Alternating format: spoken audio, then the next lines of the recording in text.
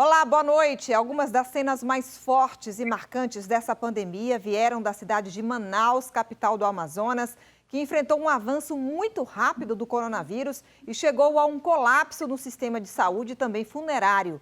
Mas qual a situação hoje da cidade? No Banho Entrevista, eu converso com o prefeito de Manaus, Arthur Virgílio Neto.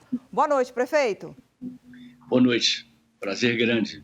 Prazer nosso. Prefeito, vamos começar falando assim, dando um panorama, qual é a situação hoje da capital amazonense de Manaus, depois daquilo que o país inteiro viu pela televisão, né? Cenas bastante chocantes e muito marcantes desse momento dessa pandemia que estamos vivendo. Qual é a situação agora da cidade de Manaus? Assim, eu vou começar pela segunda pergunta.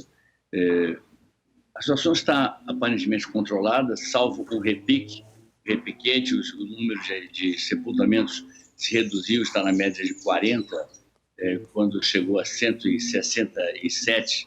E foi exatamente aí que se viu que Manaus, que estava acostumada a ter de 20 a 32 sepultamentos dia, se viu às voltas com aquela coisa de 117, 147, 130, não sei quantos, enfim, e deu aquela situação de aparente causa, enfim. Isso significava a falência da política estadual de saúde, significava que os hospitais não funcionavam para valer, estavam enfraquecidos, significava que morriam muitas pessoas, até porque adotavam um sistema muito antiquado, nós usamos um outro, o nosso não é invasivo, o nosso é uma respiração muito tipo piloto de caça, a cápsula Vanessa, um método muito avançado em relação ao que estão usando no Brasil hoje, mas lá tinha muito aquela história de fazer aquela intubação, e a intubação, para mim, é um pré-passo para a morte. Então, aconteceu naquele mesmo momento de os hospitais estaduais estarem entulhados de cadáveres junto com pessoas vivas, doentes, porém vivas, enfim. E o enterro virou uma balbúrdia. Nós tivemos que cavar valas, fazer sepulturas e fomos fazendo aquilo que numa guerra se faz. Não tinha escolha ali. Era deixar o cadáver insepulto ou era enterrá-los. Agora, o que houve um pouco de folclore nisso é que dava a impressão de que as pessoas não seriam reconhecidas, elas não seriam identificadas, e não. Elas estão todas identificadas. Nós estamos fazendo um memorial lá para as famílias poderem visitar, por exemplo, no dia 2 de novembro, os seus entes queridos, enfim. Então, tem caixões com retratos, alguns não, depende da família, enfim, mas lugar para a tradicional cerimônia das velas, que celebra de maneira saudosa o dia de finados, enfim. Então, foi um caos enorme. O governo federal deu uma carga de ajuda muito grande ao governo estadual, e isso significou que eles puderam, de qualquer maneira, se safar um pouco daquela situação de caos. Nós tínhamos que ajudar. Qual era o nosso papel? Assistência primária. Então, o nosso SAMU passou a trabalhar para o governo do estado apenas, simplesmente para eles. Nós reforçamos nas nossas unidades básicas de saúde a visita aos bairros para fazer testes do que a gente podia fazer, para ver sintomas. Recebemos muito poucos testes do governo federal, então, para ver sintomas, enfim, temos UBS fluviais, singrando os rios e vivendo o drama que os índios da nossa terra, que tem 10 mil anos de civilização para nos deixar de legado, que eles vivem, enfim. Então, nós fizemos o que era possível. Até que chegou um momento em que eu disse, olha, eu preciso fazer um hospital de campanha. Vou ter que fazer um hospital de campanha. Encontrei parceiros, da iniciativa privada, inclusive, e de uma rede hospitalar, e fizemos um hospital de campanha. Que, se não houver o repiquete, hoje nós estamos vendo que os hospitais têm já folga de leitos, né? Então, se não houver o repiquete, que eu temia tanto e ainda temo um pouquinho, porque não houve isolamento social conveniente, não houve testagem para valer. Então, de repente, abre o comércio. Para mim, foi uma precipitação e pode ser que dê certo, tomara que dê certo, mas foi uma precipitação. Então, eu estou assim, com dois olhos. Um olho pregado nos números e torcendo para não haver o repiquete. O segundo olho ele está pregado na perspectiva de daqui a pouco nós não termos mais nenhum paciente, e aí a minha tendência eu tenho duas. Uma é fazer uma maternidade lá, ou um hospital nessa escola, ou um hospital de cirurgias de baixa e média complexidade. Mas tem um problema, eu largo daqui a pouco o governo, então talvez não dê tempo de fazer. O normal, então, seria desarmar o hospital de campanha, que tem quase 600 altas, é o que tem mais altas no Amazonas, e nós desarmarmos o hospital e fazermos o hospital virar o que ele deveria ter sido de início se não fosse a pandemia. Uma grande escola que nós fazemos em parceria com o BID, espalhamos escolas desse porte aqui, e estamos, enfim, com o sentimento de que foi cumprido um dever, porque nós não cruzamos os braços. Eu podia ter fingido que não era comigo, porque o dever era do Estado, mas fui à luta, fiz o hospital, e o hospital virou o hospital queridinho, virou o mais popular, o mais preferido por todos os que se sentem com Covid. Agora, prefeito, o senhor aí narrou logo no início, né, como o senhor mesmo falou, um cenário de guerra que a cidade de Manaus enfrentou nesse início aí da pandemia. E quando o senhor fala que a situação está mais controlada, o que é que isso, na verdade, significa? Porque o sistema de enterros em valas, né, isso ainda continua aí na cidade de Manaus, só que num número bem menor, é isso? Mas esse sistema ainda precisa, esse sistema chamado aí por vocês de trincheira, né? Esse método continua sendo usado aí na cidade de Manaus. Então, quando o senhor fala que a situação está controlada, de que forma o senhor analisa isso? Nós estamos construindo um prédiozinho para colocar gavetas, para colocar em gavetas os caixões. Isso deverá ficar pronto muito brevemente. Mas eu quero chamar a atenção para o fato de que a pandemia não era uma coisa esperada por mim. Eu não tinha que preparar o cemitério para algo que eu não imaginava que fosse. Eu cuido muito de dinheiro público, eu cuido muito de não gastar à toa. E é por isso que, com toda essa pandemia, eu acabei de pagar o 13º salário do pessoal, vou pagar daqui a dias o mês do pessoal. Nunca atrasei em 7 anos e meio de governo, e nem quando jovem prefeito lá atrás tive problemas com o plano Collor, nunca atrasei um minuto de salário de pessoal. Enfim, a nossa prefeitura é considerada a mais organizada do ponto de vista fiscal do país, tem a melhor previdência do país, ou seja, nós temos crédito, temos bastante recurso para fazer obras, e eu estou enxugando a máquina na parte que é do orçamento propriamente dito, enxugando a máquina até o limite em que ela caiba, a prefeitura tem que caber dentro do orçamento, apesar da queda de arrecadação que virá por aí. Enfim, então eu não podia esperar aquilo.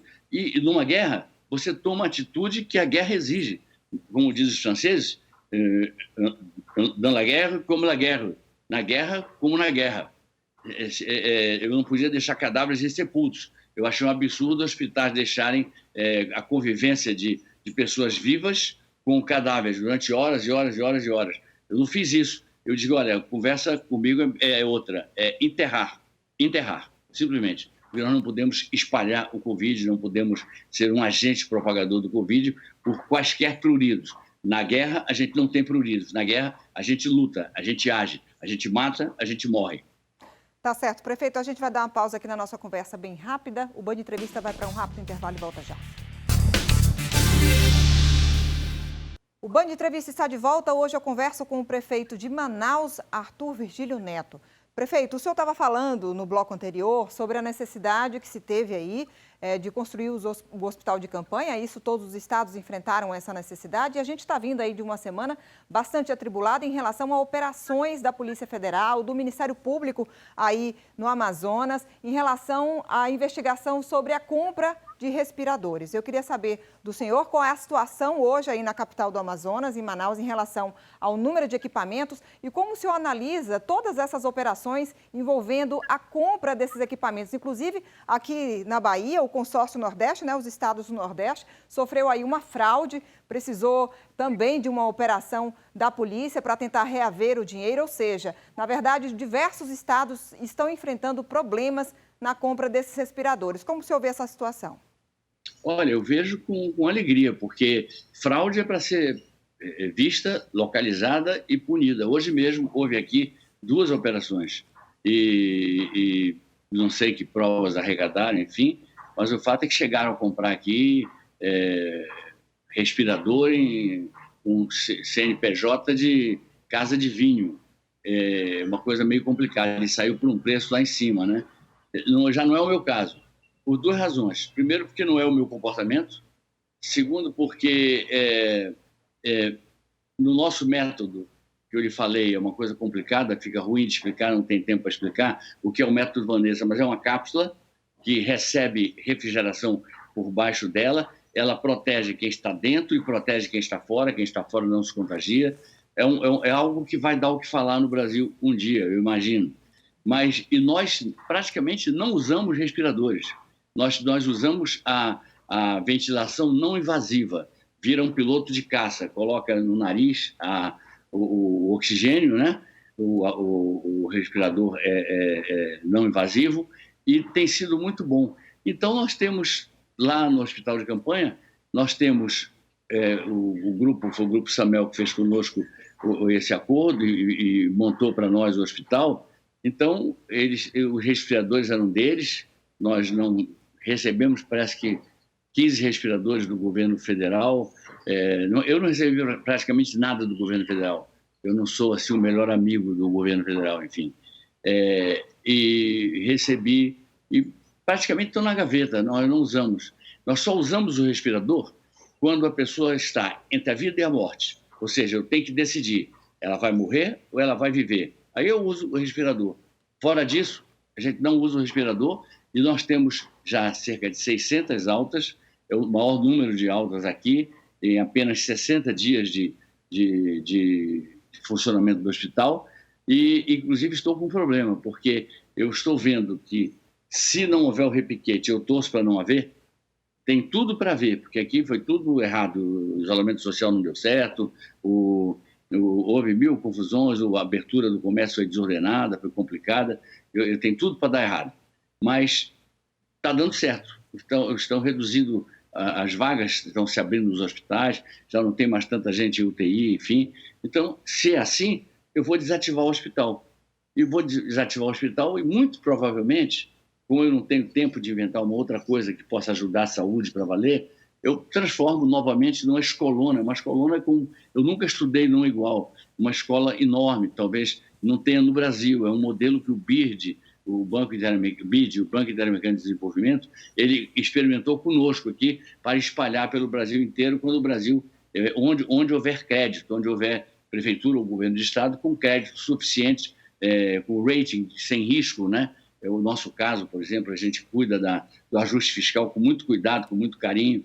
Então, Manaus, apesar de tudo isso, mantém suas contas em dia. Esse vendaval derruba em todo mundo e com a gente não derruba, porque nós temos aquele colchãozinho da vovó que tem um bom dinheirinho guardado para as eventualidades, né? Então, eu entendo que o hospital cumpre seu dever, entra para a história da medicina do Amazonas, e no momento que ele tiver que fechar as suas portas, eu estou com um problema. A comunidade lá, Lago Azul, que é o pior IDH de Manaus, por que eu coloquei o hospital lá? Porque lá eu tinha uma escola, eu tinha em outros lugares, eu tinha uma escolona que dava para transformar rapidamente em hospital, e eu escolhi no pior IDH, Índice de Desenvolvimento Humano. Eu queria exatamente estar mais perto dos mais pobres. O que aconteceu é que foi tanto sucesso o hospital que as pessoas mais ricas queriam também o hospital e não queriam ser entubadas e gostaram muito do método que a gente usou. Enfim, então eu acho que essas operações são saudáveis, deve perseguir. Ladrão se deve pegar pela gola. Ladrão foi feito para a gente pegar pela gola e mandar para o devido castigo. Agora, prefeito, o senhor falou aí que não é o melhor amigo do governo federal, a gente sabe disso, até porque o senhor tem feito críticas duras ao presidente Jair Bolsonaro. Eu queria saber, na verdade, como é que está o diálogo com o Ministério da Saúde, já que a gente está com um ministro interino. No caso da Prefeitura de Manaus, como é que está sendo esse diálogo e o que é que Manaus, até agora, recebeu do governo federal, que foi pedido e recebeu? Recebeu umas poucas, a gente recebeu muito mais doação de pessoas privadas, né? De empresas, de pessoas, enfim. me mandaram, se não me engano, 15 ou 20 mil máscaras, alguns outros itens de EPIs, né? Mandaram para nós algum remédio, alguma coisa, a gente comprou também, e eu não senti, assim, eu via claramente o próprio presidente boicotando o isolamento social, claramente boicotando o isolamento social. E esse jeito dele, um dia diz uma coisa, no outro dia diz outra, enfim. O diálogo com o ministro é bom, o ministro é até meu conterrâneo, é um diálogo bom. Mas eu não tenho tido necessidade de dialogar com ele agora, porque nós estamos justamente nessa fase em que a gente tem que esperar. Vai ter o repiquete? Se tiver, eu tenho que estar com o hospital armado e pronto para enfrentar a luta. Aí a gente vai precisar de muito diálogo com o ministro da Saúde. Se não tiver o repiquete, eu vou caminhando lentamente até o último receber alta, o último paciente receber alta e pronto. O senhor Está chegou... resolvida a missão de um hospital provisório, que foi uma grande alegria para o povo de Manaus. O senhor chegou até, em determinado momento, a atribuir esse grande número de mortos ao presidente Jair Bolsonaro. O senhor acredita ainda? O senhor reafirma essa posição ainda? Você sabe por quê? Olha só, eu vou tentar dar 3 ou 4 itens que eu julgo importantes nessa questão do combate à pandemia. Primeiro, o isolamento social. Ele boicotava o isolamento social, tranquilamente. Segundo, o diagnóstico, né? A testagem. Nós tivemos pouco o que testar aqui. Recebeu muito pouco. O Estado recebeu mais, nós recebemos muito pouco aqui. Testamos com o que pudemos e usamos outros instrumentos nossos para checar os sintomas e, em último caso, mandávamos para o hospital de campanha para fazer a tomografia, que revela se o peito está branco, se ele está sem nenhuma marca, sem nenhuma mancha. Então, mesmo que tenha acusado Covid, fica em casa, enfim. Se tiver uma Covid simples, trata em casa também, a gente dá uma assistência domiciliar forte. E se estiver com necessidade de ser internado, vai ser internado. Mas, sinceramente, eu julgo que ele foi bastante relapso, bastante negligente como dirigente de um país, como o Brasil, com uma crise como essas, ele o tempo todo boicotando e dando mau exemplo, andando sem máscara, fazendo seus ministros andarem sem máscara, procurando aglomerações. Quantas pessoas não foram contagiadas nessas aglomerações que ele faz? Quantas não foram, vão ali, fica aquele aperto de mão, aquela coisa meio espontânea, né? Botando umas aspinhas aqui, aquelas manifestações espontâneas, né? Parecia a ditadura do presidente Vargas, né? A chamada espontânea era quando ele ia para uma cidadezinha, aí as escolas todas eram obrigadas a botar tudo que é criança em fila, com bandeirinha e gritando Getúlio, Getúlio, Getúlio, enfim. Ditadura é isso, né? Aqui, graças a Deus, não é e nem vai ser ditadura mais. Que a outra, eu tive a honra de jogar minha juventude inteira enfrentando a ditadura que já tivemos aqui. Então, se alguém aqui pensa em ditadura, tire o cavalo da chuva, porque não vai ter. O único remédio para o Brasil e para os seus problemas é na democracia. Tá certo, prefeito. Vamos dar mais uma pausa aqui na nossa conversa. O Band Entrevista volta em instantes. O Band Entrevista está de volta. Hoje eu converso com o prefeito de Manaus, Arthur Virgílio Neto. Prefeito, a gente sabe que em Manaus tem uma população grande indígena e eu imagino que essa seja uma preocupação importante aí nesse momento. Como é que está sendo a assistência a essa população indígena durante essa pandemia? A gente tem visto graves casos, né, de indígenas que não resistiram a essa pandemia. Como é que está sendo a assistência a essa população? É outra falha do governo federal. A FUNAI simplesmente não serve para proteger os índios neste governo. Ela não assume a tutela dos índios para valer os direitos constitucionais dos índios. Então, é outra. Critiquei porque, enfim, como é que eu vou elogiar uma coisa dessa, né?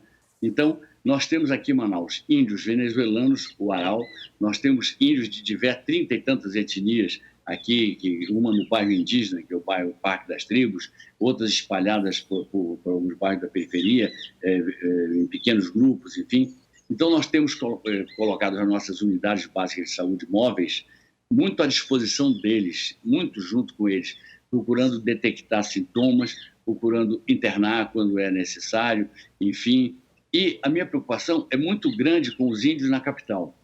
Mas é mais preocupante ainda, até porque é fácil deturpar pesquisas, deturpar números, deturpar resultados, estatísticas, né? Os índios, eu acabei de ver na televisão que os índios Maioruna, no Rio Javari, Alto Rio Solimões, já ali perto da tríplice fronteira, Brasil, Colômbia, Peru, e já tem dezenas doentes. Eles são muito frágeis, eles são muito fortes quando eles vivem no meio sadio. E são muito frágeis quando eles vivem no meio de poluição, no meio conspurcado por esses vírus, por essas coisas assim. Então, eles são frágeis diante da influenza, do H1N1, do H2N5, eles são muito frágeis. Então, nós damos uma atenção muito especial. Nós temos uma UBS fluvial que percorre o dia inteiro o rio Amazonas, porque 150 quilômetros do rio Amazonas pertencem geograficamente à cidade de Manaus. Então, a gente percorre 150 quilômetros sem parar, levando remédios, levando assistência, trazendo índios para a cidade, enfim, quando é necessário. E temos outra UBS fluvial que ela percorre os 150 quilômetros também do Rio Negro, que pertence a Manaus. Então, a gente tem procurado dar toda a assistência que cabe a um ente como a Prefeitura, que não tem, digamos assim, como dever constitucional seu, como dever estatutário, legal seu, fazer a assistência hospitalar. Isso é com os estados. E como aqui precisou, eu entrei firme, entrei de sola mesmo, para trabalhar. Agora, eu tenho um compromisso com os índios muito grande, fiz essa denúncia já no plano internacional, inclusive, de que o tratamento aos índios aqui não é um tratamento justo, que cada índio tem uma parte da história oral, a história deles é oral. Cada índio que morre leva consigo uma parte da nossa história, dos nossos antepassados. Eu denuncio a FUNAI como um órgão que hoje não faz outra coisa a não ser estimular garimpo em terra indígena. Eu sou contra garimpo em qualquer lugar. Isso polui, joga mercúrio nos rios, isso polui. Há seguidas tentativas de invasão de terras indígenas no interior do estado do Amazonas. Isso é um crime. Eles não sabem que o doutor PhD, quando ele se juntar com um doutor índio que sabe entrar e sair da floresta e conhece todas as folhas, nós vamos ter, quem sabe, a possibilidade de fazer muito dinheiro para o Brasil através da exploração do maior banco genético do mundo, que é o que está situado aqui no meu estado, na minha região, enfim. Então, eu acho que a situação deles é muito difícil, toda e qualquer tensão em cima deles é necessária, porque são muito frágeis diante de uma doença como essa, e isso é uma coisa que choca o mundo. O presidente Bolsonaro não enxerga, pode ser que ele enxergue com os olhos, assim, mas não enxerga estrategicamente as coisas. Se continuar havendo displicência em relação a índios, vai acabar havendo boicote no exterior a produtos brasileiros. Tem um lápis para comprar, esse lápis é de outro lugar, e tem um lápis made in Brazil. Não compra o made in Brazil, compra esse outro. É a forma de eles reagirem a um governo que não respeita o meio ambiente, que pensa em fazer agronegócio no coração da Amazônia para desertificar a Amazônia, quando nós temos que explorar o nosso banco genético e enriquecer o nosso povo dentro daquilo que a gente faz, sem matar a galinha dos ovos de ouro, que é a grande floresta, e sem matar outra galinha dos ovos de ouro, que são os nossos magníficos rios. Agora, prefeito, a gente já está no finalzinho da nossa entrevista. Eu queria, antes da gente encerrar, até aproveitando que nós estamos falando aqui para todos os estados do Nordeste, também aí para o Amazonas, e como o estado do Amazonas foi atingido em cheio por essa pandemia, de uma forma muito violenta, até porque o senhor mesmo aí relatou cenas, né, de guerra, na verdade, né, um colapso no sistema de saúde, no sistema funerário.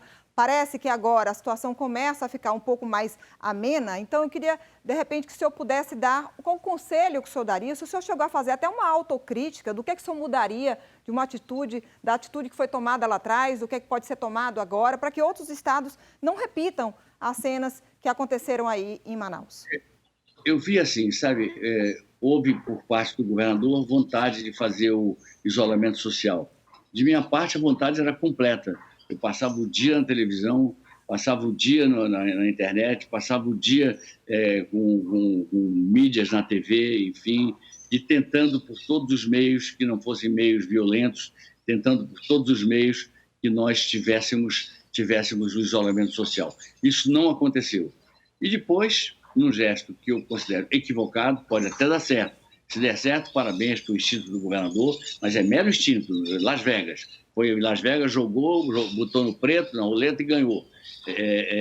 Não era uma coisa correta quando a pandemia ainda estava dando sinais de vida muito fortes, você abrir o comércio.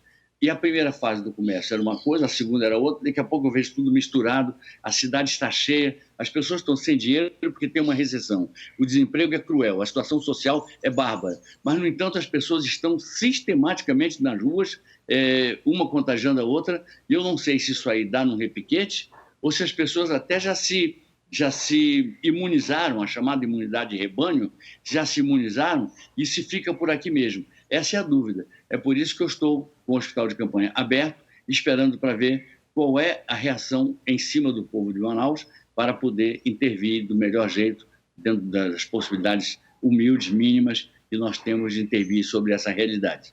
Tá certo. Prefeito, eu quero te agradecer pela sua participação aqui na Band Entrevista. Uma boa noite para o senhor. Obrigado boa noite. Obrigado mesmo. Obrigado.